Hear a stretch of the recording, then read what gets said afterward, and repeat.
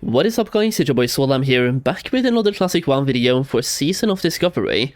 Today we have some really fantastic news for the season itself, talking about the server balance, faction balance, and what they're doing to kind of contribute to that faction balance, and just some overall news from the Blizzard team covering a couple of things. It's a developer update that I'll be taking a look at today and reading it out to you guys, as well as chiming in with my own opinions on this and if it's a good thing, a bad thing, and just talking about it in general.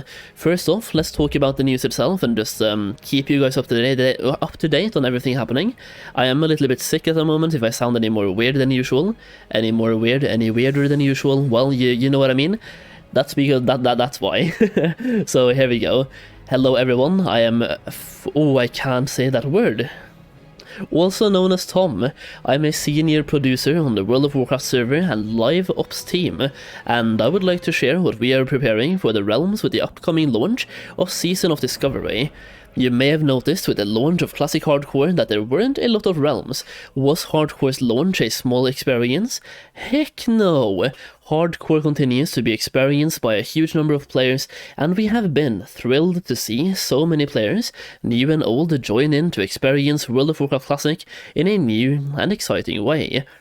At the outset of any new launch, our goal has always been to create healthy, enduring realms, and behind the scenes we deployed tech in patch 1.14.4 that allowed us to significantly increase the realm capacity of a single Classic era realm. With this higher realm capacity and fewer realms, we avoided the need for disruptive character migration options as realm populations ebbed and flowed.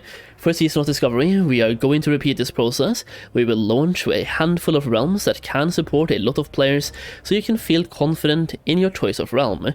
Please note we will actively manage the realm sizes at launch, so you might see sporadic queues as the population spread out, and we ensure realm sizes remain roughly equal. If Season of Discovery proves hugely popular, as we think it might, then we will of course be ready with additional realms if need be. Please look forward to the announcement of launch realm names and types soon TM, the classic Blizzard response right there. If we can name reserve, that's gonna be hype. If I can just name reserve, make my character in advance, that's gonna be great. Let's see if they talk about that at all. I don't think they do, but let's go on. Another topic that comes up each time we talk about realms is faction balance on PvP realms.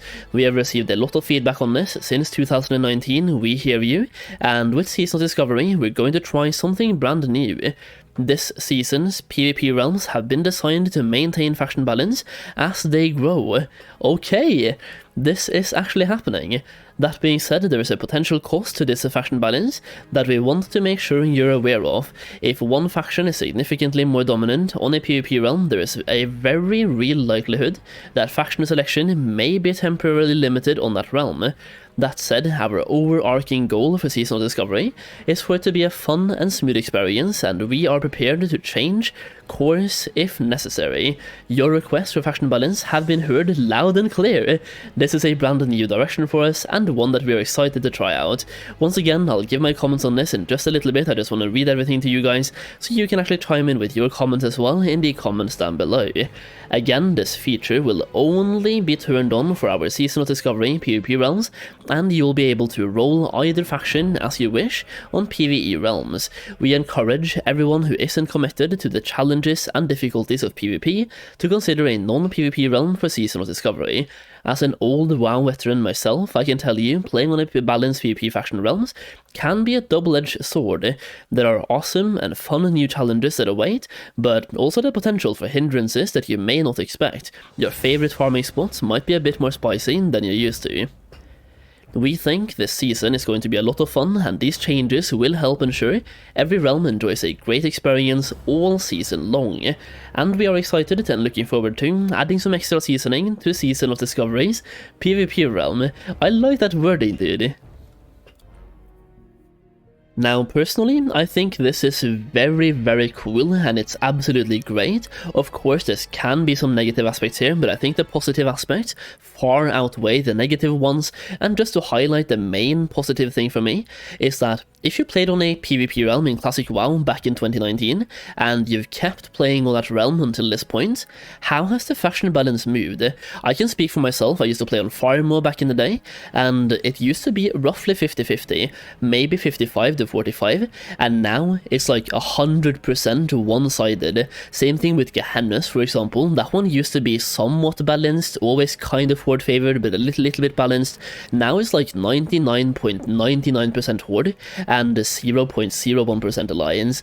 And the same thing has happened to so many servers. Shasra, for example, one of the very old servers I played on back in the days, also turned the same way. Even, is it Pagel or something on in the US, even a server over there as well.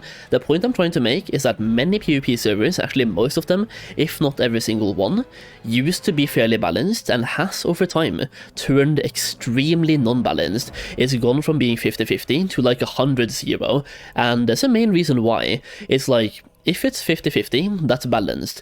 If it's 45-55, that's also kind of balanced. But the second it starts turning, like if people leave one faction or just transfer somewhere, the second it turns to be 80-20 or 75-25, but I think 80-20 would be the breaking point. At that point, you're like, your faction is 20%, the enemy faction is 80%.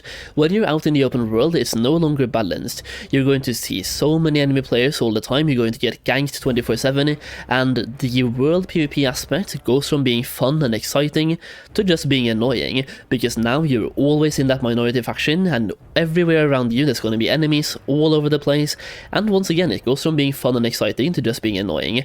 But if it's at least 60-40, I think it's fun. 65-35 can still be good.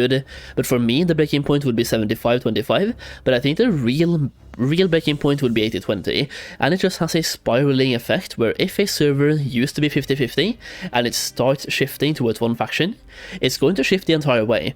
It just happens gradually over time, and yeah, it's a waterfall effect or a snowball effect. One person starts to leave, it goes from 51-49 to 52-48, and suddenly it's 100% to 0% or 99% to 1%. This has happened to pretty much every single server for now, and it's great that for Season of Discovery, this is not going to happen. They're locking it. I don't think we have any confirmations on where they're locking it at. Maybe it's going to be 55-45, but I think that would be a pretty harsh lock. I think it would be 70-30 would be the hard cap. So if one faction reaches, let's say 70%, then you can no longer make characters on that faction. So let's say PvP realm number 1 in Season of Discovery gets 70% Horde and 30% Alliance.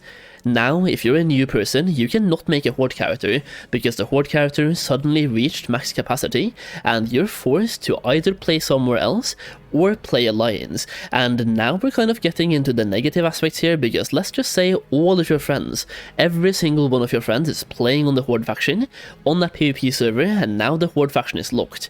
You either have to wait, play against them as an alliance, or make a character anywhere else just to waste time until suddenly that faction opens up. If it ever opens up, you don't really know. Maybe you have to pay close attention, log in like every single hour to see if it opens up, or just be the first one to make a character there the second it opens up. That is kind of the one main negative aspect here, that if a faction is locked on a server and all your friends play there, you're kind of forced to not play with them. But once again, I do think the positive aspect of having that faction balance far outweighs that one negative aspect. So for me, this is a very, very, very good thing, especially for Classic WoW as well. If you're playing on a PvP server, the world PvP is a massive element. It really is. Playing on Farmo myself back in the day, Stranglethorn Vale was absolute chaos, but it was so much fun.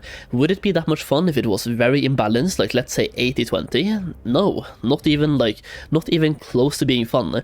At that point it would be more annoying than fun, but when the factions are balanced, world PvP suddenly becomes fun, and it's just it's a great experience to experience world PvP in vanilla WoW.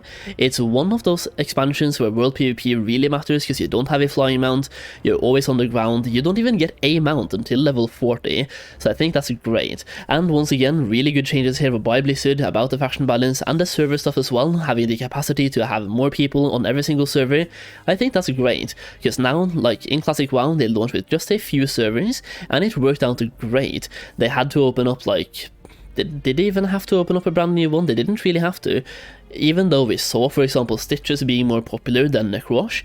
Even right now I'm on Stitches, for example. This one is slightly more popular than Necrosh, but we don't have that many servers. We actually have 2 hardcore servers, and the launch was great. Wasn't really in that many queues. We had some queues on Stitches, but wasn't really that bad.